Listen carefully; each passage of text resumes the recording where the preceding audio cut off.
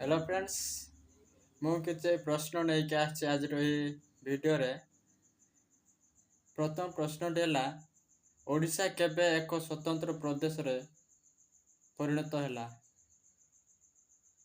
सटीक answer T होछि 1934 April मास 1 तारिख। द्वितीय प्रश्न है केबे ओडिशा रे पाइक विद्रोह होइतिला।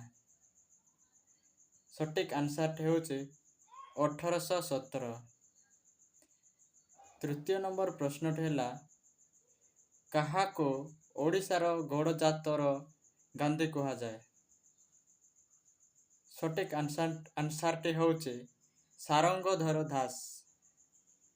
चतुर्थ प्रश्न है ओडिशार केउं स्थान रे प्रथम लवण सत्याग्रह आरंभ होइतिला। सटीक आंसर टी होछि बालेश्वर टारे इंचुड़ी ग्राम टारे होइतिला। पंचम नंबर प्रश्न है ओडिशार मंदिर मालिनी नगरी किए। यहाँ को कमेंट माध्यम आपण कमेंट कर जणेबे। Thank you guys.